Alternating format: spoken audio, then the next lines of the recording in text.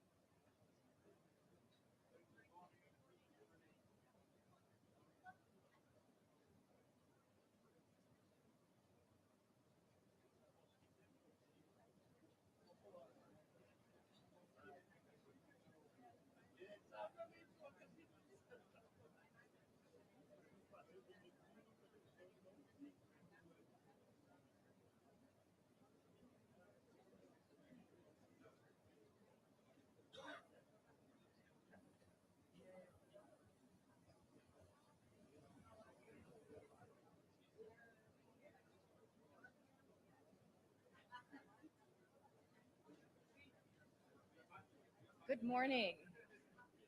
Welcome. Good to see everybody. May I ask you to give me your attention, please? Good morning. It is such an immense honor to be with all of you this morning for the launch of a very important report, which you will hear about shortly, and to me, which represents a defining moment for clarity, for leadership, and for purpose. My name is Shaila Raghav, and I'm the Chief Climate Officer of Time, where we firmly believe that it's our role as a trusted voice in media to focus on climate storytelling, action, and accountability, but more importantly, convert awareness into action, to not just inform people about what's happening to our planet, but activate and inspiring them to do something about it. But before my role at Time, I have spent my career trying to protect forests, working with frontline communities, collaborating with businesses, all in the pursuit of trying to build a livable, resilient, and thriving planet. Today's gathering is not just an event, it's a signal. It's a signal that the climate crisis is not a fringe issue.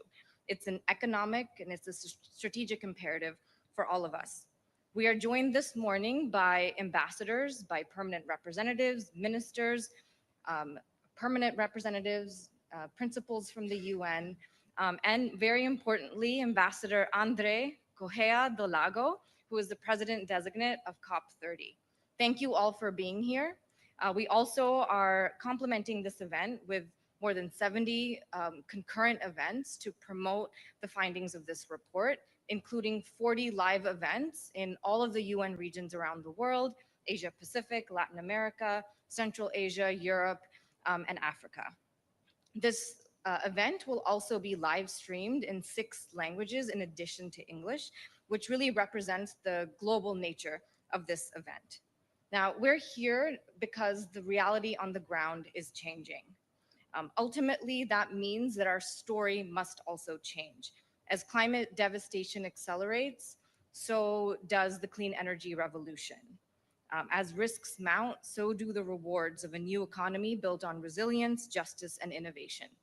It is now my profound privilege to welcome to the stage a leader who has never wavered in telling the truth with urgency, clarity, and moral force.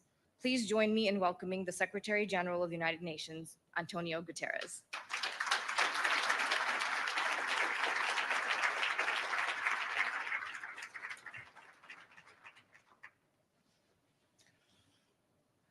Excellencies, ladies and gentlemen, and friends joining us from around the world. The headlines are dominated by a world in trouble, by conflict and climate chaos, by rising human suffering, by growing geopolitical divides. But amidst the turmoil, another story is being written, and its implications will be profound. Throughout history, energy has shaped the destiny of humankind, from mastering fire to harnessing steam to splitting the atom. Now we are on the cusp of a new era. Fossil fuels are running out of road, and the sun is rising on a clean energy age. Just follow the money. 2 trillion US dollars went into clean energy last year.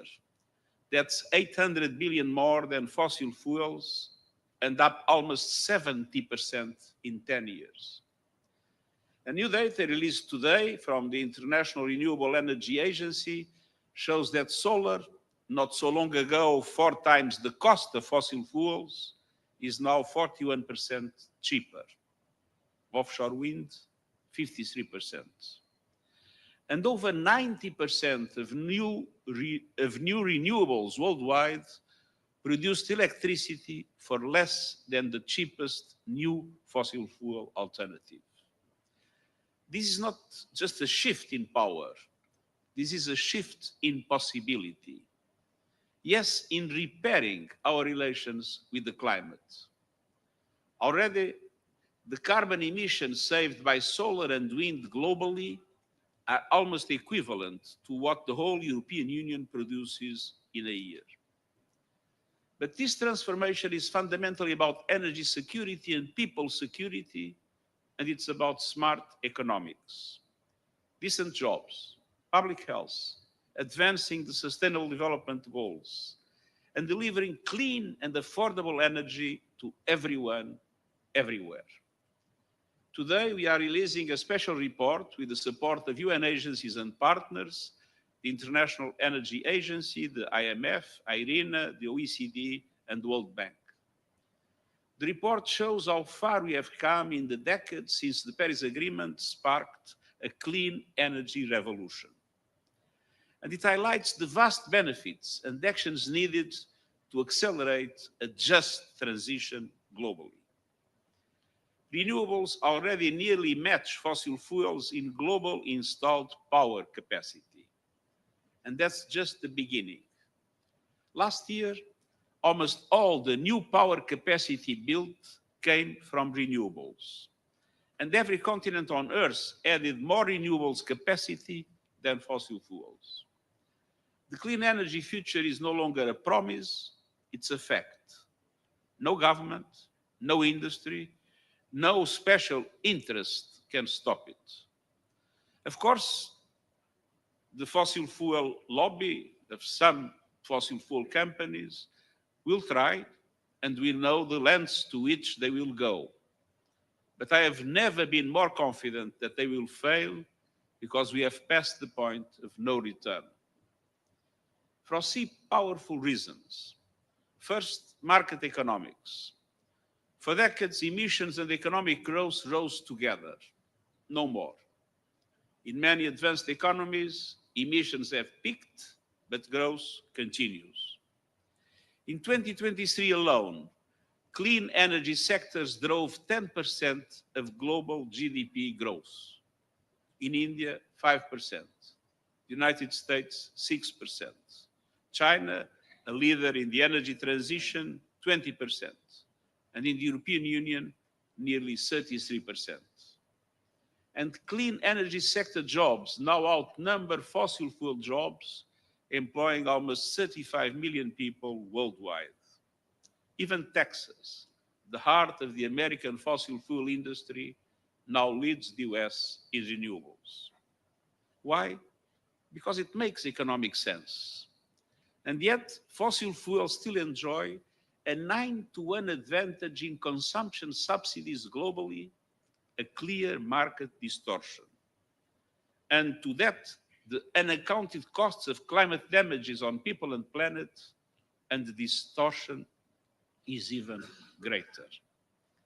Countries that cling to fossil fuels are not protecting their economies, they are sabotaging them, driving up costs, undermining competitiveness, locking in stranded assets, and missing the greatest economic opportunity of the 21st century. Excellencies, dear friends. Second, renewables are here to stay because they are the foundation of energy security and sovereignty. Let's be clear, the greatest threat to energy security today is in fossil fuels. They leave economies and people at the mercy of price shocks, supply disruptions, and geopolitical turmoil. Just look at Russia's invasion of Ukraine. A war in Europe led to a global energy crisis. Oil and gas prices soared, electricity and food bills followed. In 2022, every household around the world saw energy costs jump 20%. Modern and competitive economies need stable, affordable energy, and renewables offer both. There are no price spikes for sunlight and no embargoes on wind. Renewables can put power, literally and figuratively, in the hands of people and governments. And almost every nation has enough sun, wind, or water to become energy self-sufficient. Renewables mean real energy security, real energy sovereignty, and real freedom from fossil fuel volatility. Dear friends, the third and final reason why there is no going back on renewables is the access. You can't build a coal plant in someone's backyard, but you can deliver solar panels to the most remote villages on Earth. Solar and wind can be deployed faster, cheaper and more flexibly than fossil fuels ever could. And while nuclear will be part of the global energy mix, it can never fill the access gaps. All of this is a game changer for the hundreds of millions of people still living without electricity, most of them in Africa, a continent bursting with renewable potential. By 2040, Africa could generate 10 times more electricity than it needs entirely from renewables. And we are already seeing small-scale and off-grid renewable technologies lighting homes and powering schools and businesses in remote areas. And in places like Pakistan, for example, people power is fueling a solar surge. Consumers are driving the clean energy boom. Excellencies, dear friends, the energy transition is unstoppable, but transition is not yet fast enough or fair enough. OECD countries and China account for 80% of renewable power capacity installed worldwide. Brazil and India make up nearly 10%, Africa just 1.5%. Meanwhile, the climate crisis is laying waste to lives and livelihoods. Climate disasters in small island states have wiped out over 100% of GDP. In the United States, they are pushing insurance premiums through the roof. And 1.5-degree limit is in unprecedented peril. To keep it within reach, we must drastically speed up the reduction of emissions and the reach of the clean energy transition. With manufacturing capacity racing, prices plummeting, and COP30 fast approaching. This is our moment of opportunity, and we must seize it. We can do so by taking action in 6 opportunity areas. First, by using new national climate plans to go all out on the energy transition. Too often, governments send mixed messages. Bold renewable targets on one day, new fossil fuel subsidies and expansions the next. The next national climate plans, or NDCs, are due in a matter of months. They must bring clarity and certainty. The G20 countries must lead. They produce 80% of global emissions. The principle of common but differentiated responsibilities must apply, but every country must do more. Ahead of COP30 in Brazil this November, they must submit new plans. And I invite leaders to present their new NDCs during General Assembly High-Level Week. These must cover all emissions across the entire economy, align with 1.5-degree limit, integrate energy, climate, and sustainable development priorities into one coherent vision, and deliver on global promises to double energy efficiency and triple renewables capacity by 2030, and to accelerate the transition away from fossil fuels. These plans must be backed by long-term roadmaps for a just transition to net zero energy systems in line with global net zero by 2050. And they must be underpinned by policies that show that the clean energy future is not just inevitable, but investable.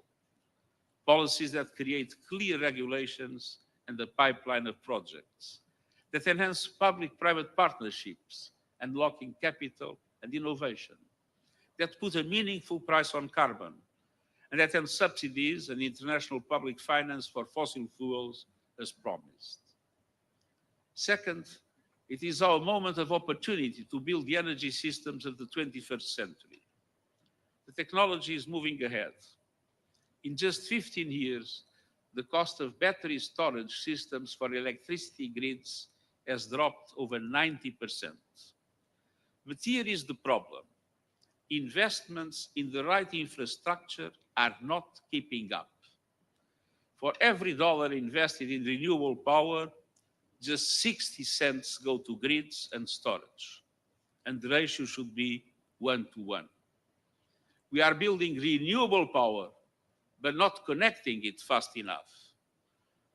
There's 3 times more renewable energy waiting to be plugged into grids than was added last year. And fossil fuels still dominate the global total energy mix. We must act now and invest in the backbone of a clean energy future, in modern, flexible, and digital grids, including regional integration, in a massive scale-up of energy storage, and in charging networks to power the electric vehicle revolution. On the other hand, we need energy efficiency, but also electrification across buildings, transport, and industry. That is how you unlock the full promise of renewables and build energy systems that are clean, secure, and fit for the future. Third, this is our moment of opportunity to meet the world's surging energy demand sustainably. More people are plugging in. More cities are eating up with soaring demand for cooling. And more technologies, from AI to digital finance, are devouring electricity. Governments must aim to meet all new electricity demand with renewables. AI can boost efficiency, innovation, and resilience in energy systems, and we must take profit of it. But it is also energy hungry. A typical artificial intelligence data center eats up as much electricity as 100,000 homes. And the largest ones will soon use 20 times that. By 2030, data centers could consume as much electricity as all of Japan does today. This is not sustainable unless we make it so. And the technology sector must be out front. Today, I call on every major tech firm to power all data centers with 100% renewables by 2030. And along with other industry, they must use water sustainably in cooling systems. The future is being built in the cloud. It must be powered by the sun, the wind, and the promise of a better world.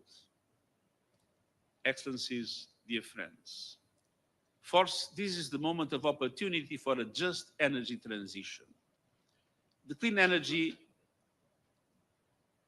that we must deliver must also deliver equity, dignity, and opportunity for all.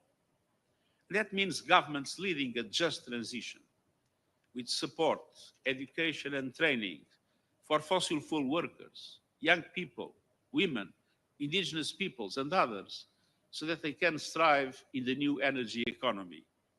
With stronger social protection, so no one is left behind. And with international cooperation to help low-income countries that are highly dependent on fossil fuels and struggling to make the shift. But justice doesn't stop here. The critical minerals that power the clean energy revolution are often found in countries that have long been exploited. And today we see history repeating. Communities mistreated, rights trampled, environments trashed. Nations stuck at the bottom of value chains while others reap rewards. And the extractive models digging deeper holes of inequality and harm. This must end. Developing countries can play a major role in diversifying sources of supply. The UN panel on critical energy transition minerals has shown the way forward, with a path grounded in human rights, justice, and equity. Today, I call on governments, businesses, and civil society to work with us to deliver its recommendations. Let's build a future that it is not only green, but just, not only fast, but fair, not only transformative, but inclusive. Fifth, we have a moment of opportunity to use trade and investment to supercharge the energy transition. Clean energy needs more than ambition.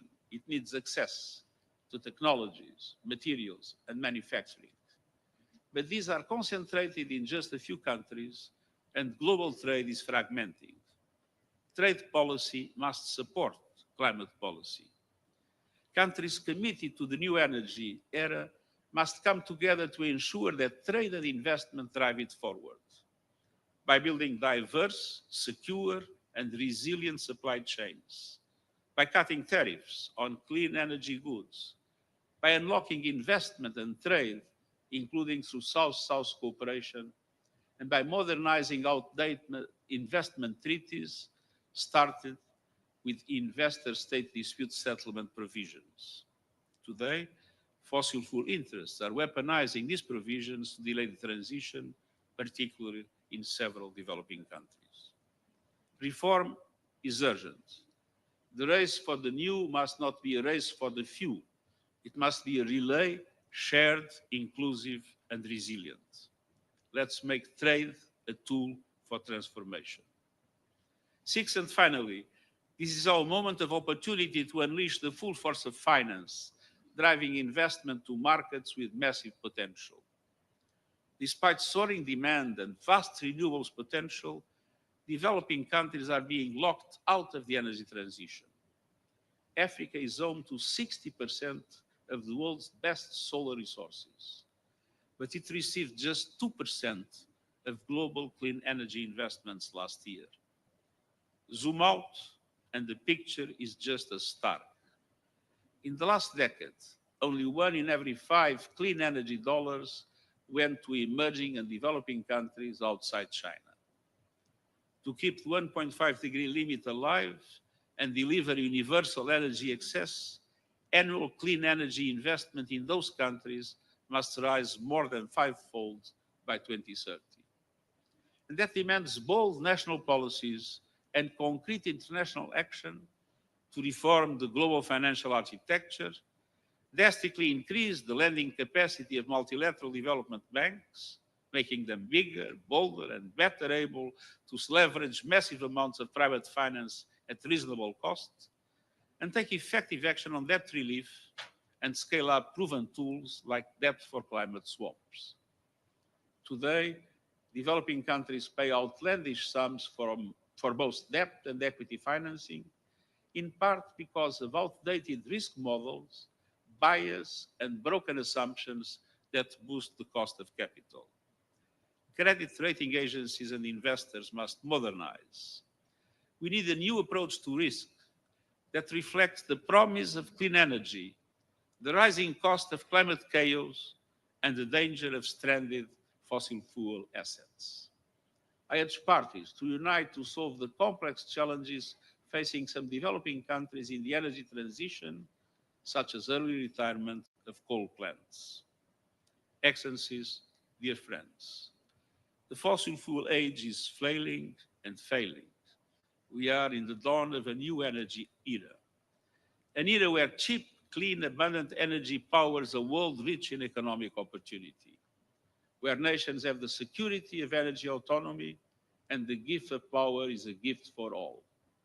That world is within reach, but it won't happen on its own, not fast enough, not fair enough. It is up to us. We have the tools to power the future for humanity. Let's make the most of them. This is our moment of opportunity, and I thank you.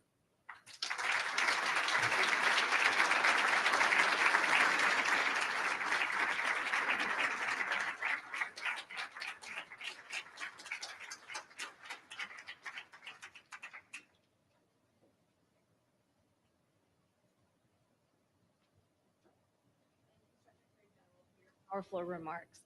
I think what was very compelling about your address is that you focused not just what's on stake, but you laid out a vision. You laid out a very specific roadmap that reframes climate change entirely from a scientific and moral imperative to actually positioning climate change really firmly as a financial and economic opportunity. That's really the title of this report and really the crux of what you have shared with all of us today.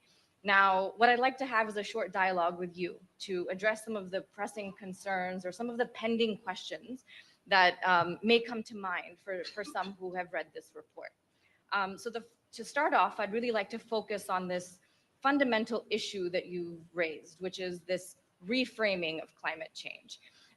You've really identified key levers of financial and economic opportunity, but that really comes at odds with the dominant narrative around climate change, which focuses on a conversation around sacrifice and cost. There's this perception that climate action is a net cost, that you have to give up something, that you have to give up the opportunity for growth. What would you say, how would you address or this shift in perception or the need to bridge the gap from the possibility of what we know is the opportunity and what people believe and what they think about climate action? How will we harness technology, data, and AI to shape the way we live our lives?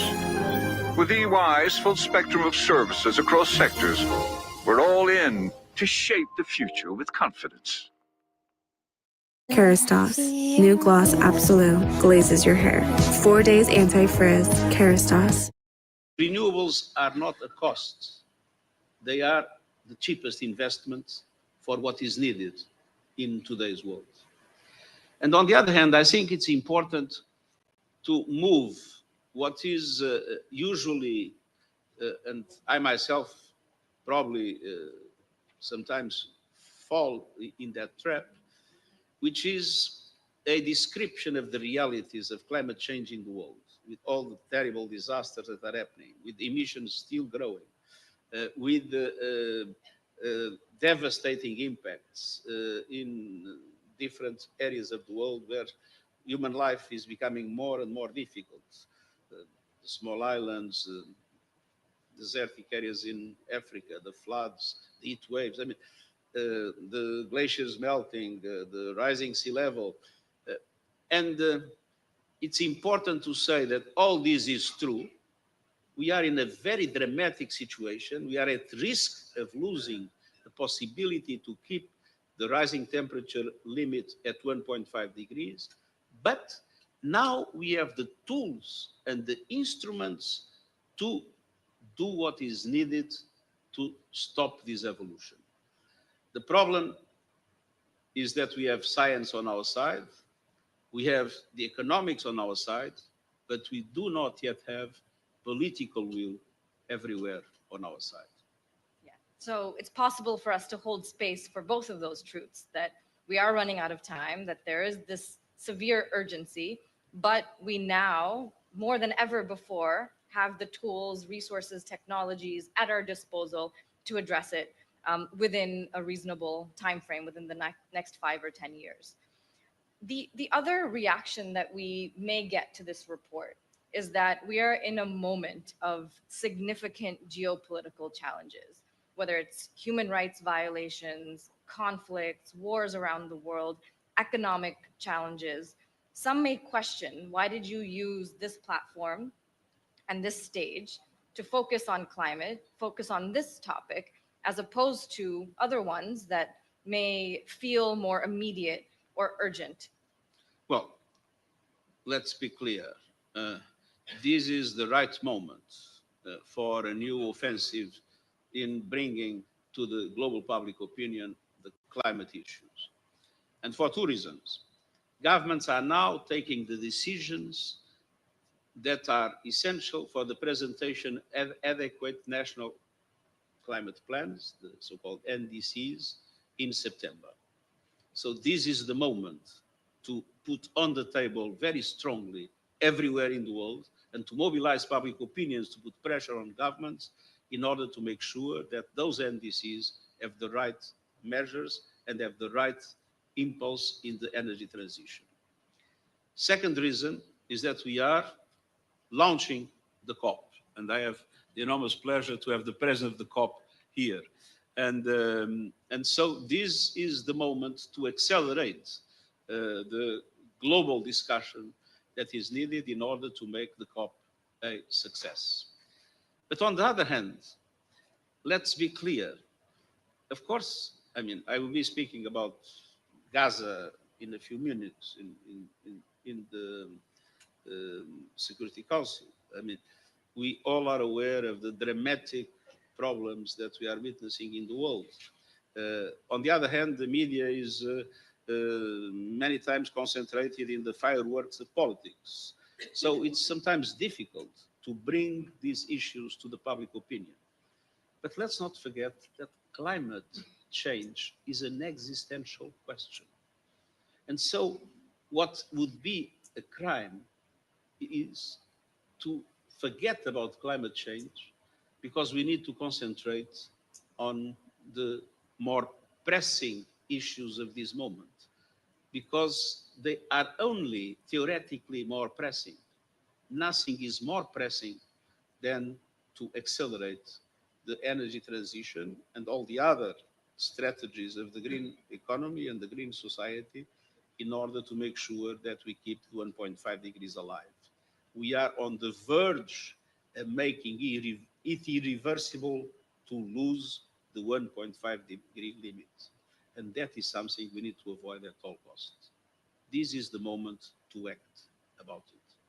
And what's so important is to recognize that all of these crises are interconnected, right? We can't take any one of them in isolation. Climate change is a factor of insecurity, of instability. I mean, if you look at the floods and the drought in many areas, the increase of poverty that they generate, the increase of hunger they generate. Look at the Sahel. The Sahel is today the fantastic area for terrorists to thrive. And one of the reasons is because the economy is becoming more and more difficult as climate change makes less and less areas available for cultivation. So people are living in worse and worse conditions because of climate. Coast. R. Your dark spots gone? C. First I took organic turmeric, extracted it using Ayurvedic Swarsa technique. Name right, but I didn't. Himalayas turmeric. In the world today, let's not forget that climate change is a dramatic accelerator of instability. Yes. And the other thing that you mentioned is the stories, right? It's the narrative and the fact that climate change is always positioned in the context of disasters or things that are going in the wrong direction, something happening to us, and we lose agency.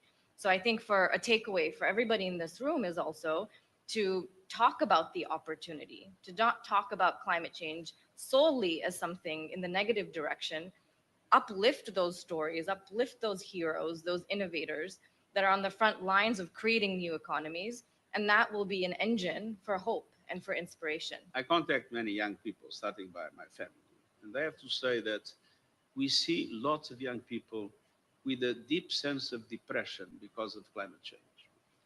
And we need to fight it. And to fight it is to say, this is not inevitable. We have the tools, the instruments, and the capacity to change course and to make sure that human and planet dimensions can be brought together. And it is really important to show the reality as the reality is, not to try to, I would say, put a rosy scenario on what's happening, but at the same time to show that we can change that scenario and make it much better than what it is today if we take the decisions that the economy and the science today make possible. Yes, because this also dominant narrative of it's too late is also defeating. Just the doom and gloom is not the solution of the messaging we need. We need to explain the dramatic situations we have, but we need to prove that there are reasons to be hopeful, and those reasons depend, of course, on the political will of those that have responsibilities. And that is why it is so important to mobilize public opinion, to put pressure on governments to take the right decisions. And at the same time, when one looks at the private sector, it's very impressive how the shift is taking place. For a very simple reason, people would like to make more money. Yes. So it's kind of the carrot and the stick, and the carrot exists because, and that the private sector is moving because those opportunities. Markets are still distorted, and they are distorted against renewables. And in many countries, we still lack the regulations and the instruments to facilitate it. But that is one reason more to tell governments, take the right decisions, allow markets to work in a fair way, and at the same time, make sure that transition is just. In all transitions, look at the digital transition. There are winners and losers. in all transitions that are people that lose opportunities in their lives. So it is extremely important to support the regions and to support the people that are affected by this transition. I remember closing, when I was Prime Minister, the last coal plant, coal mine in my country. And there was a program that was established of investments in that area, of training, of increased social protection. I think when one sees sectors that will tend to reduce and sectors that are going up, we need to make sure that we care about the people that is affected by this transition. Yes. And people and regions.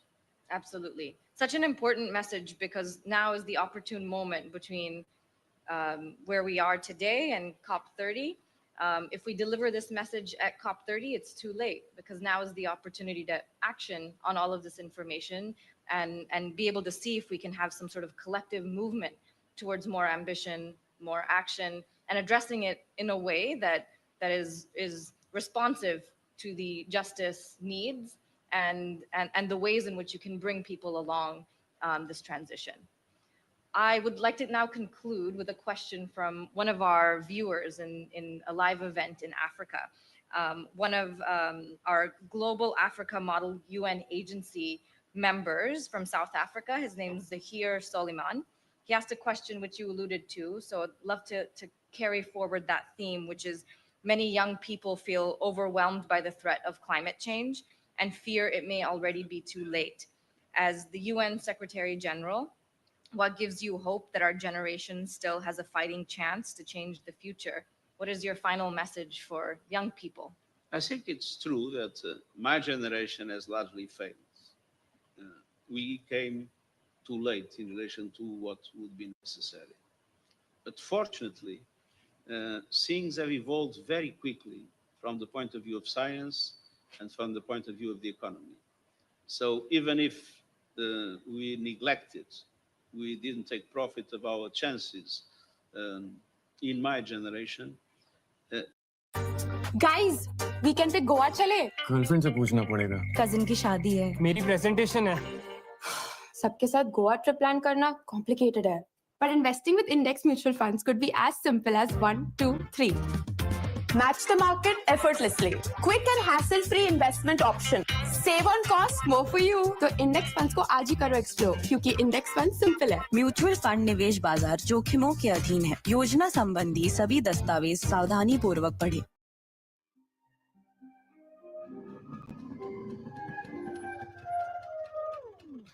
भैया, आशिमा का घर यही है? कौन चलो तुम? कोई नहीं, हम ढूंढ लेंगे। सुनो।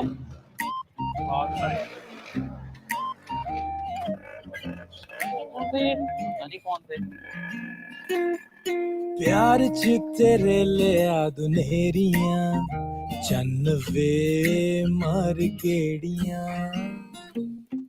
प्यार च तेरे लिया दुनेरियां चन्न वे मार गेड़ियां लख विच एक मैं ते इक्का तेरा हो गया लख विच एक मैं ते इक्का तेरा हो गया जट मंगे आसी फटाफट तेरा हो गया संग दिल प्लीज मोड़ी ना नैन चिट्टियां सांभ रखी हाँ तेरे लई चन्न तारे तोड़ ला रब जे ला दे पौड़ियां प्यार च तेरे लिया दुनेरियां सोनिया मार गेड़ियां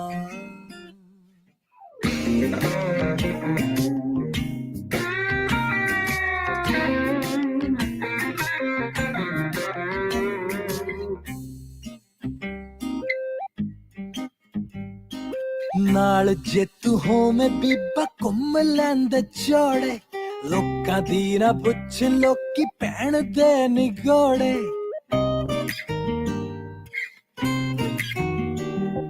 ਨਾਲ ਜੇ ਤੂੰ ਹੋਵੇਂ ਬੀਬਾ ਘੁੰਮ ਲੈਂਦੇ ਚੌੜੇ ਲੋਕਾਂ ਦੀ ਨਾ ਪੁੱਛ ਲੋਕੀ ਭੈਣ ਦੇ ਨਿਗੋੜੇ ਯਾਰ ਜੱਟ ਨੇ ਇਸ਼ਕ ਬਾਜ਼ੀਆਂ ਐਨਾ ਹਾਰੀਆਂ ਤੇਰੇ ਲਈ ਚੰਨ ਤਾਰੇ ਤੋੜ ਲਾਂ ਰੱਬ ਜੇ ਲਾ ਦੇ ਪੌੜੀਆਂ प्यार च तेरे लिया दुनेरियां सोनिया मार गेड़ियां